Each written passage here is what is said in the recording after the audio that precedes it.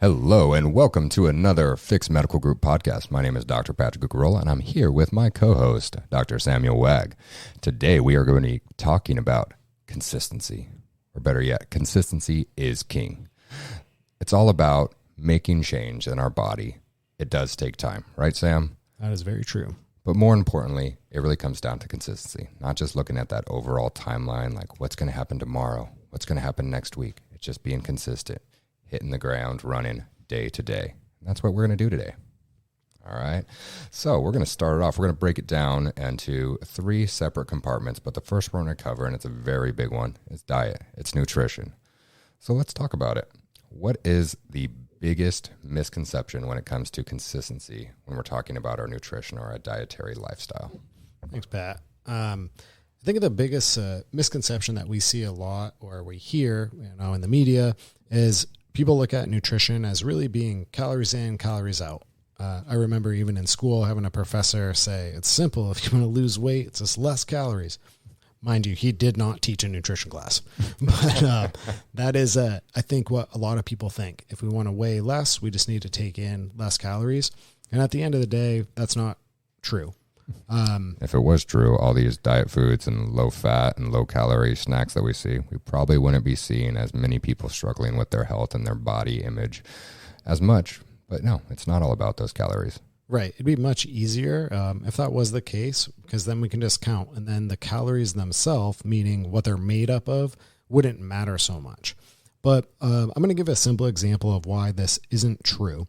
If we take something like fat, which is very villainized, because especially when we talk about calories in, calories out, fat is the most nutrient dense macro, meaning it has the most calories. So it's easy to point to that one and say, we don't need to have as much fat, or we don't want to have as much fat because you wouldn't be able to take in as much. However, fat is really, really important in our body, and our body has a lot of processes that require this fat. All of the cells in our body are made of fat. A huge percentage of our brain is made of fat, and all the cholesterol in our body is made of fat. And we need that cholesterol to produce our hormones and a lot of things that keep us going. So you can think that, or picture it this way, that your body has an overhead of fat, meaning like an essential amount that it needs to hit all the time consistently for you to continue to function. And we hear this a lot when someone says, I can't lose these last 5 to 10 pounds. Or maybe you've heard a friend say that. Well, if they're really taking in a lot less calories, and especially they're cutting out fat, your body has to hold on to what it has. So imagine losing your job. You're going to hold on to the money that you have because you have overhead that you need to cover. You're still going to have to pay your rent, your electric, gas, phone bills, whatever it is. You can't get rid of those things. So you're going to hold on to what you have. If you cut your body off from fat, it's going to do the same thing. So this is where the calories in, calories out, it really falls apart. And you're not going to see those changes by either carb starving yourself, getting rid of fat, or just going on a very low caloric diet, because your body's ability to burn calories is going to start to drop down and normalize too. 100%. I think it was in like 1950. It was Dr. Ansel Keys did this big study on fat. And we can just say it went viral, and he had no control over it because he was trying to say, you guys are misinterpreting the data. And he was talking about how sugar and all these other things are actually leading to these high cholesterol. But it had already blown up, and it was hitting newspapers and doing all this. And it really started this revolution of the low-fat diet. And that's, 70 years ago? And we're still fighting it today. So we really need to educate the whole population. We're still seeing patients every day that are scared to death of fat, and they should be scared to death of bad fat, but the good fat is what we actually need to function. Yeah, and that's a good point to bring up. We're talking about good fats, and what does that mean? Your good oils, your avocado oil, extra virgin olive oil, avocado itself, healthy fats, the fats that we find in our pasture-raised meats, things like that. We're not talking about fried food or all those other negative fats. Those are going to be unhealthy for us, so we'll be clear on that one. Yes, we need to kind of break them down each. I guess when it comes to consistency, I think consistency could mean so many things, but really understanding what that timeline is, like how long do you actually have to be consistent to see those results that we want? So when it comes to seeing, we'll talk a lot about dropping weight, but overall, we're talking about making changes in our body. Say that you're consistent on a diet. And for the context of this conversation, what Pat and I usually refer to as a healthy diet without knowing you as an individual is going to be pretty much low to no added sugar. We want to avoid most processed foods and pretty much cut all of those out. And then we want to have a lot of lean protein and vegetables with every meal. Plus the good fat. Plus good fat. Yes, correct. So if that's what we're taking in, we could expect that in a week of being consistent with that, you could probably drop a pound. And that's kind of where we want to be if we're looking for a long, sustained change. I'm not saying you couldn't drop fat a lot faster. And if we do calorie restrict ourselves, in a week or 2 weeks, you could see a big drop. And we see this with like professional fighters, right? Cutting before a fight or something like that. We can make drastic changes in our weight with our hydration and how much we take in. What we're talking about are long-term like consistency. So in 1 week, we could expect to drop probably a pound. Some of the first changes, though, that you're going to see, and maybe within that week, you might not drop a pound, but you could expect to feel like your skin is looking a little bit better. You might be sleeping a little bit better and definitely having better digestion if you've cut out a lot of negative things. If we take that forward, 2 weeks is where you could start to see maybe less joint pain and actually feeling better in your body, that you don't have little aches and pains, or just the way you kind of get around feels easier. Also, you could see a change in your blood pressure at that point. If we stick with a pound a week, then you're down 2 pounds. If we push this out to 30 days, better fitting clothes, definitely some changes with your weight, feeling better with digestion, definitely more energy. And we expect to see some more weight loss. And it shouldn't be very linear that it's just a pound a week. At some point, we should see this kind of creep up a little bit. And 30 days is an appropriate time for you to really ramp up your exercise or build an exercise routine as well. And this isn't for everyone. Some people, if they're already more conditioned and they're making some changes, they might pick up exercise right from day one. So when I say these changes or how much weight we drop, this is really independent of exercise without having a big exercise routine.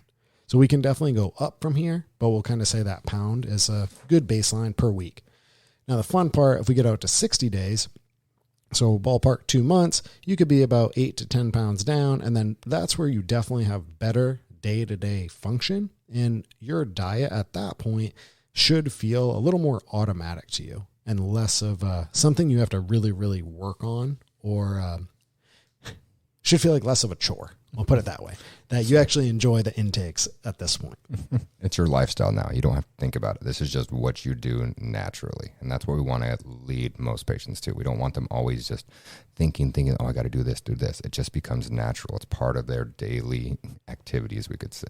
Yeah, you don't want to feel like you have to, I'm air quoting, eat a certain thing so you can feel a certain way.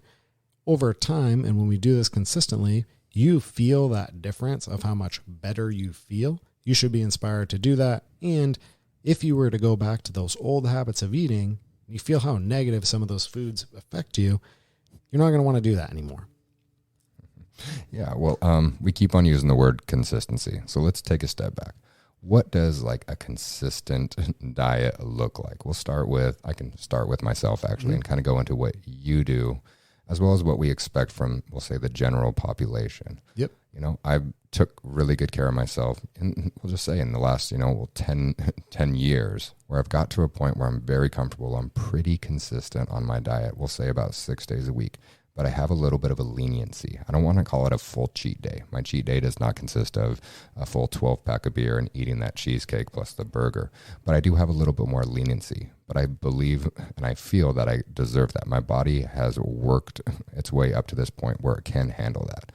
Other patients, or when we're talking to clients, I think they struggle with that because they're like, ooh, I get a cheat day too. I'm like, no, you haven't reached that point. You want to stay consistent day to day, and don't give yourself that little leniency yet, because we need to get you to a point where your body is able to handle that. And I try to really educate my patients on that and kind of the principle behind that you would need to work your way to have that goal or to have that ability. Yeah, it's very individualized. And that's a really good point, that people might see something online or they read an article and, oh, this person eats XYZ. And you use that to justify you being able to. And we really have to back up and say, is my body at that point? Or should I really, I'm not that close to my destination, or I'm not really at my like kind of destination body, where, as Pat said, if he were to, 6 6 days of really good is allowing him to have maybe a meal that isn't exactly what he would normally eat with no guilt and not see a detriment in his body, because he's already at a place where if he's adding in those extra good, so to speak, he can afford a little bit of bad there. You know, if this was a point system and it's every good choice is a 1 and a bad choice is a 10, if you're really in a negative spot, it's like we've built up 100 good choices in a row to afford you one bad choice. That's going to bring you back to a 90. It's like one choice brought you down to barely being an A still. So we have to judge where are we at and how much buildup do we have. You know, for Pat, if he's feeling like really good about where he's at, he's a 97, 98, and he adds a couple to that, it's like great. He's at 110, brings himself back a little bit, still an awesome passing, high A grade. Mm-hmm. Yeah. Well, I guess the next one, and this is where we see a lot of people struggle. They're starting to get really consistent, but all of a sudden something happens and they just fall off the wagon. Where do you see most people, including yourself, if you have any examples? Well, I know you have some analogies, but where do you see people usually ruin that consistency, where they lose that kind of motivation or step?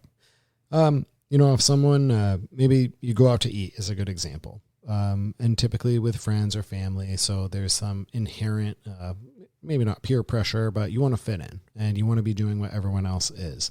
And that's where it might come back to you where you're like, man, whenever I usually am at this restaurant, this is what I get. So it feels very foreign to not order some of those foods that you have, or maybe order a beverage.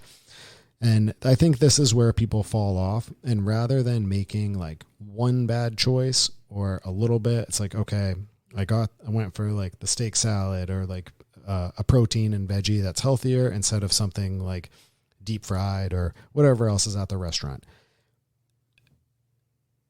And they make that choice.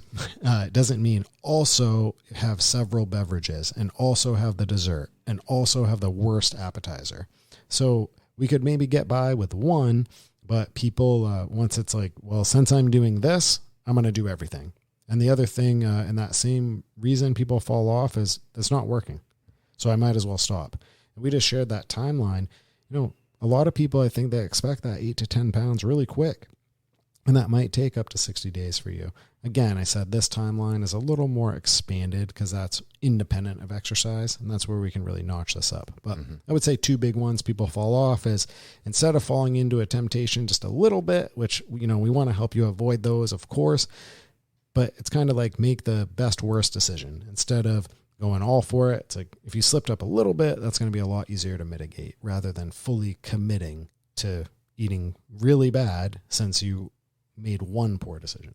No, that makes a lot of sense. And I think a lot of people get on this roll, but they might be living in this perfect habitual world, which isn't going to happen all the time. Something's going to come up. You know, there's choices in life. There's events. There's another birthday party. I got to go to this wedding, or I'm going on a vacation. But we see people all the time where they'll mention this. I'm like, oh, I don't know if I can do this. I got to go to this wedding, and then I'm going on a trip with my family in 2 months. I'm like, well, we're 2 months away from that. You're telling me you can't plan for that? And so it's being aware and making sure it's like a part of your schedule so nothing surprises you. Even just going out to dinner with your friends. If you know you're going to do that in 2 days, you can go online. Menus are everywhere. You can pre-plan it so you're not just sitting there staring at this menu and going straight for the fried food. You've actually thought it through, and it just becomes, I guess, more natural. You're actually thinking through things instead of just going about it, and that's where you can just make a slip and then you continue to fall down. Yeah, it's always easy to just carry out a plan, then be reactionary in the moment. So, and we'll touch on this more, but this pre-planning is really key. Amen. Well, I think we talked enough about diet, but let's break it down to the next big thing. We talk about this a lot when it comes down to how important sleep is. It affects so much of our life in the negative or in the positive way. Depends on how you utilize that because it has so many benefits. But a lot of people just they're struggling with sleep. They don't, they know that they need it, but they can get through it because we have these things called coffee and energy drinks. But a lot of people just kind of wait until that weekend to really kind of catch up. They're like, oh, just go through Monday through Friday, grind away, and then, okay, I'm going to sleep in on Saturday and Sunday and just try to catch up. Does that actually work, Sam? As much as it feels like it does, we can't really catch up, so to speak, on our sleep because the damage is done in each moment. Each day that we're underslept, you've already kind of done the damage in that that time. We missed out on repairing our body. We missed out on digestion, on cleaning things out, on internal repairs, on making better connections when it comes to learning. So we can't really catch up in that sense. Does it feel good sometimes to have that longer day's sleep after you've had a couple short ones? Yes, but we're not truly catching up. I'm air quoting here. So that's why it's really important to push to be consistently getting that amount of sleep that we can. Well, I should say. Supposed to. Well, what are some things that you can actually do to make it consistent or to get that consistent, good, high quality sleep? I see a big thing that we miss out on is people giving themselves enough time to get the amount of sleep that they need. I think the perception is if we go to bed, if I'm in bed at midnight and I'm waking up at 8, that's 8 hours of sleep. But that's not true. We don't consistently sleep through the entire night, even if we feel like we do. Both Patrick and I wear what's called an Oura ring, which tracks your sleep. And it gives you a lot of interesting information that you can look at, including your body temperature, where's your heart rate at, how long did it take you to fall asleep, and then how do you go through those different stages of sleep.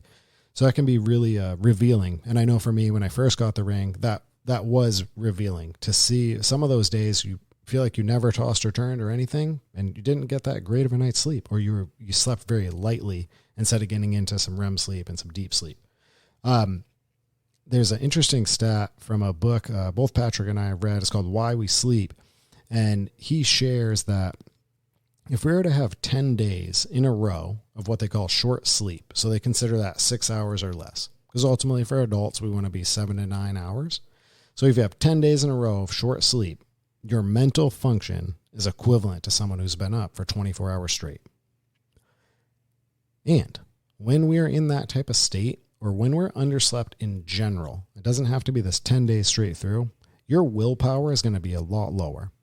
And we've been shown to crave more foods that are very fast acting. So your sugary foods, your carbohydrates, those things that convert to energy really quick, as opposed to having some discipline to stick to maybe what is a new diet for you or a new way of eating.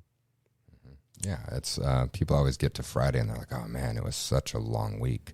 Like it's the same exact week, actually. It's the same time hasn't changed, but maybe your sleep habits or the quality of your sleep, it's been building up. And then when it finally hits Friday, you're just like, screw it.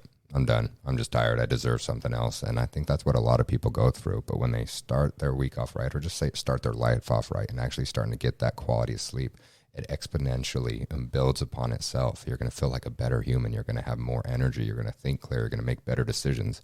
But it goes in the reverse too. You have that one bad night of sleep.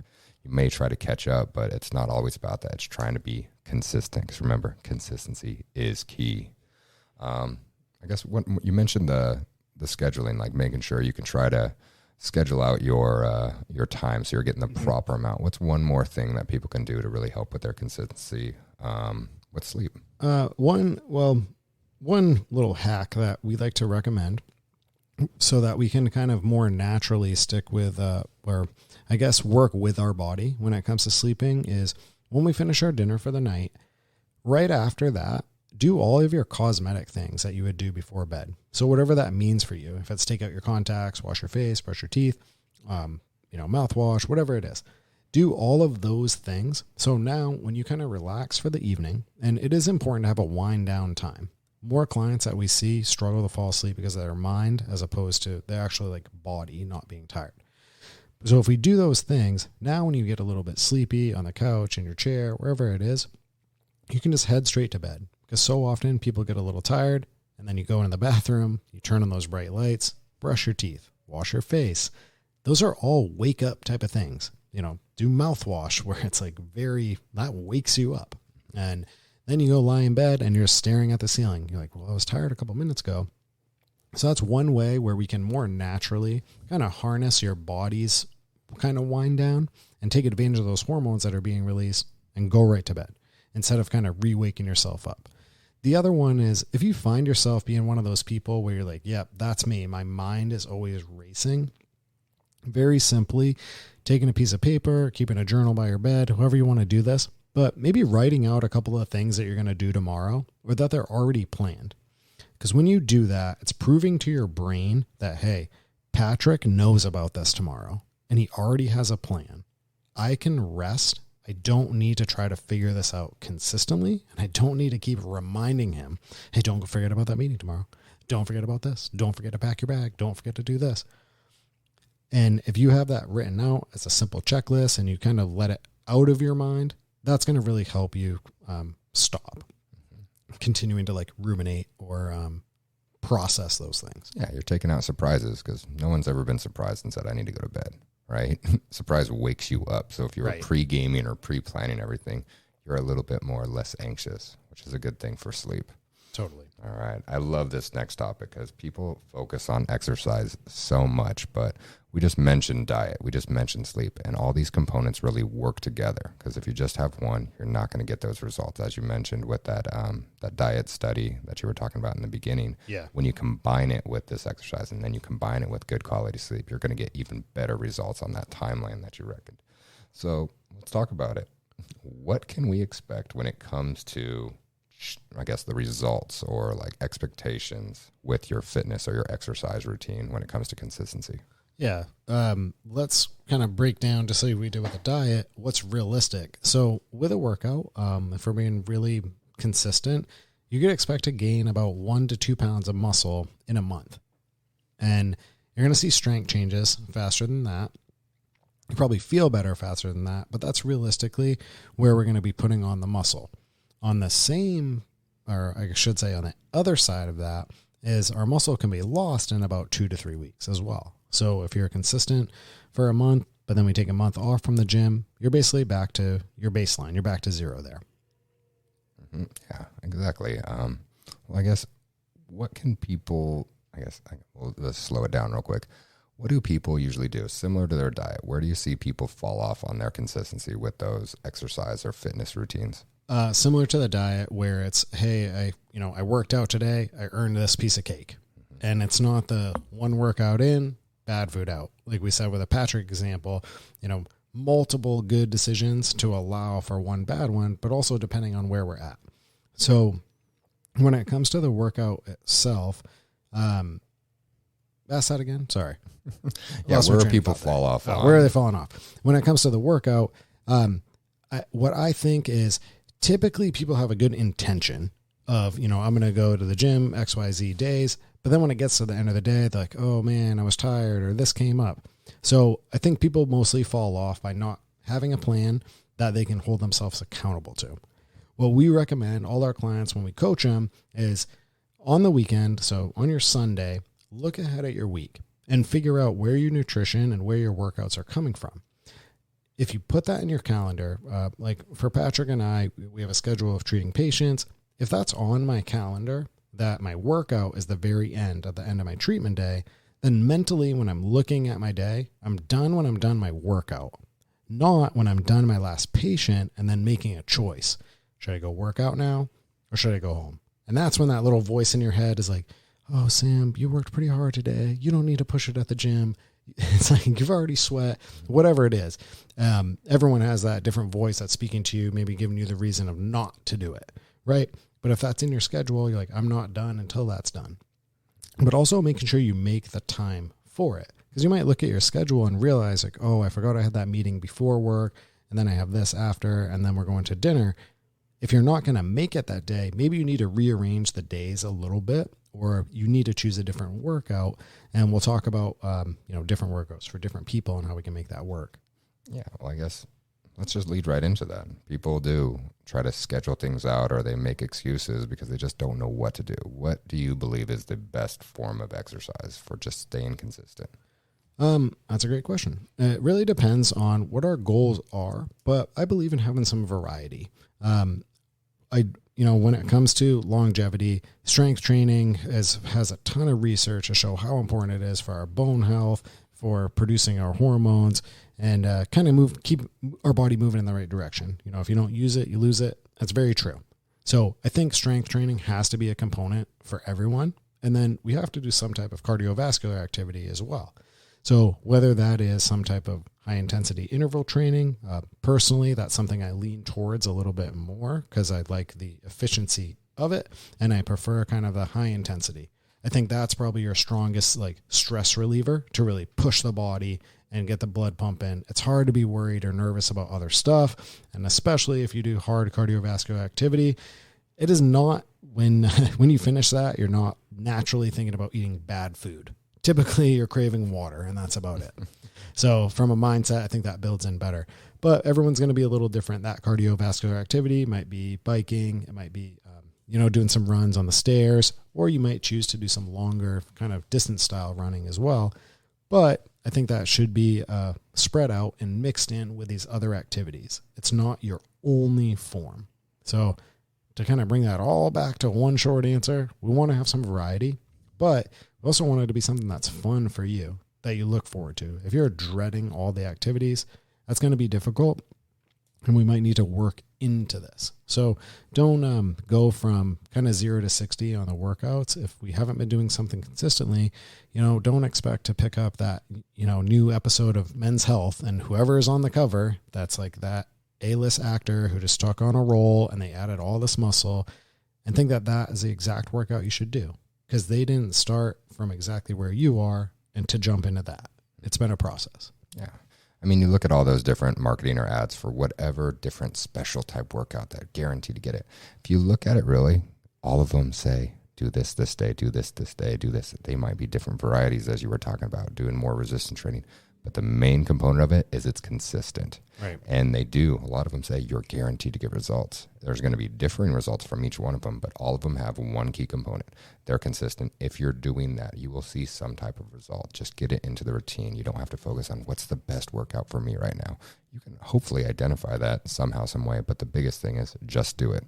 Yeah, we kind of, or I at least say this to clients a lot. If we're struggling to get a workout in, or maybe they have a lot of days that kind of fit that example of I said of, early to late in the day, they're very busy, and fitting in going to the gym physically is going to be tough.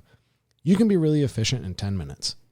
And if you don't believe me, just run at a moderate pace for 10 minutes. Like for most people, that's going to be a considerable workout.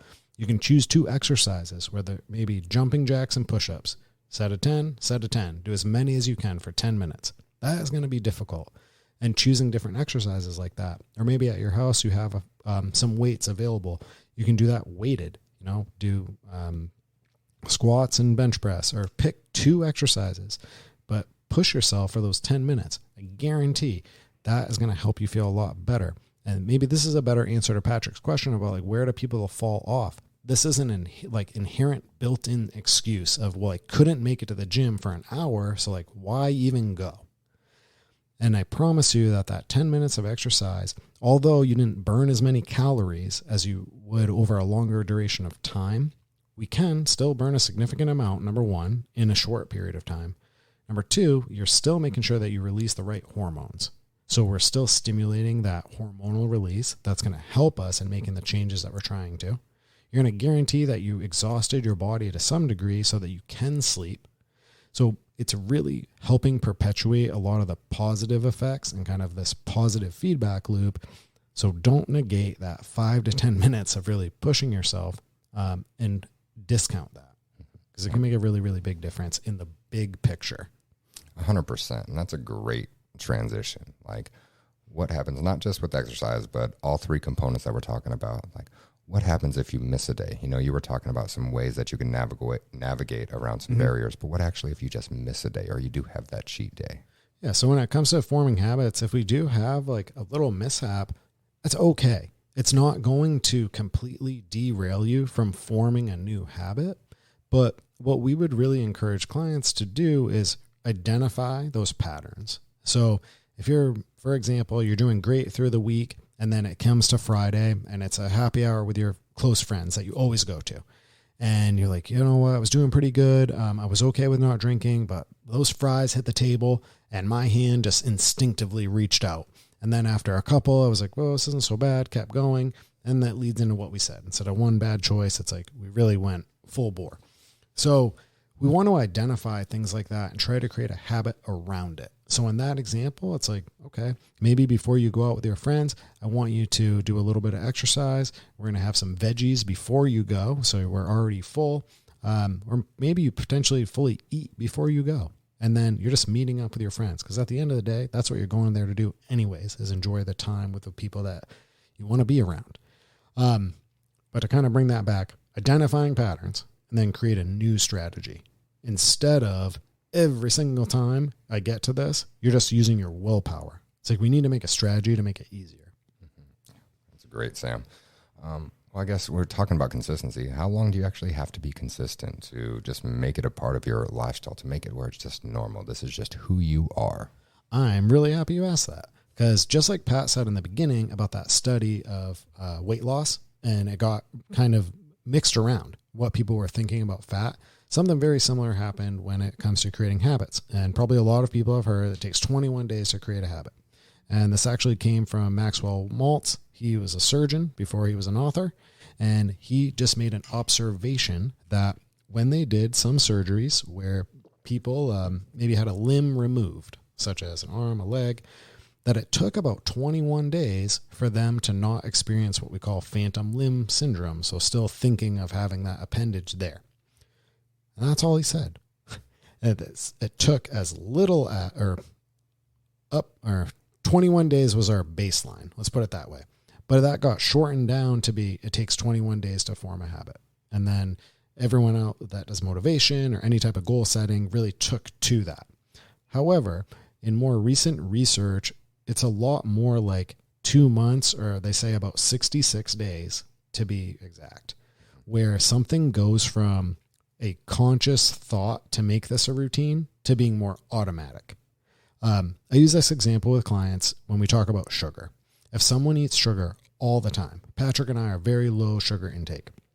If I meet someone who eats sugar all the time, and by that I mean like multiple cans of soda in a day, no consideration for not having it in any of their foods, as far as like it's in their ketchup, it's in every single thing. If I take that away from them, I'm like, hey, as your healthcare provider, sugar's really bad for you. I don't want you to eat that. Day one, they're going to feel terrible. And they're going to think I'm the biggest idiot that's walked this earth. Like, I can't believe he's a medical professional. You're telling people not to do this. I felt worse. Well, the fact of the matter is you've created such a neurological connection to that when we take it away, your cells have got so used to this fast burning energy that they will use every little battle cry they can to get your attention, to go get that food again, to have sugar. Whereas if you force fed Patrick and I a couple sodas, candy, all the sugar, we would feel equally as bad as that person. And truthfully, they will feel those things as well. If they can get to this 66-day mark or somewhere around there, when we reintroduce some of these foods or they experience them, that's where they actually feel some of those negative effects. So it's hard sometimes to convert yourself and push over to that other side of the spectrum. But this is why it's so important to be consistent. And one of the biggest things that we see to help you be consistent, you just have to have a strong why. You have to have a reason that you're going to do this. And I say to the clients that I coach, you have to get married to that future you. So whatever, and I will talk at length with people about this because it has to stick for them. And whether that is being married to what does that future you look like in the mirror, maybe what does that future you look like to your spouse, what does that future you look like for your kids? It has to be a really strong tie. So that future you, maybe that means being able to walk your daughter down the aisle on her marriage day, right? And you want to look good in your suit. You want to be able to walk because you've had pain in your body. So that's pushing you to do that exercise. Whatever it is, if that was it for you, that tie has to be stronger than that fistful of French fries. Yeah, you see that all the time. It's when people's whys are very passionate. Hear those stories about the revenge body. They're trying to, they need to get back at their boyfriend. Those are some of the most motivated human beings on the world because their why may not be in the right reason, right purpose or reason, but it's so strong compared to someone that lackadaisical, like, I should probably lose a few pounds because I look a little thicker, or, I know my blood pressure's up a little bit. That is not a strong why. It's a good one, actually, but they need to have a little bit more passion to it, right? An easy example, think of like professional athletes. I'm going to say football players because they're kind of the biggest of all the athletes. And look at, as a percent, how many of them are in amazing shape compared to the average person. Amazing, right? And we look at that and say, like, you know, they're just genetically, they are who they are. Many of these people didn't grow up that much different than you or I, but their consistency, that why of when you are around athletes of that same caliber all the time, that's a really strong why if you want to reach like your career success, to continue to push. Because, you know, even a day off, one missed workout compared to your competition could really be the difference of getting to where you want to be. So athletes can be a great example of like, wow, that person's so driven. You think of like a Kobe Bryant getting in 3 workouts a day. So he's always outpacing his competition, always getting better. There is no stay the same. We're either sliding back or moving forward. So finding that for yourself. We're not all professional athletes, but what is that thing that we can do so when you come up against that bad decision, it's easy for you to say, that is silly for me to do this and derail myself from where I'm trying to be. All right, Sam, we talked about a lot. Consistency when it comes to exercise, your sleep, your diet, overall quality of life, your lifestyle. In closing, what's one takeaway that our listeners can use to get moving today? The most important thing for all 3 of these is just planning. It's taking the time and having a strategy. Just like wanting to get somewhere financially in our life, we can't just wish that in to our bank account. We have to have a strategy so that we're investing the right way, we're paying down things the right way, we're spending and we're earning the right way that all aligns with where we're trying to go. If we pre-plan, we can get all 3 of these things to work and change our trajectory and kind of put us to where we want to go. Thank you so much, Sam, and thank you to the listeners. Once again, this is Dr. Patrick Cucarola and Dr. Sam Wagg with the Fix Medical Group. We'll see you next week.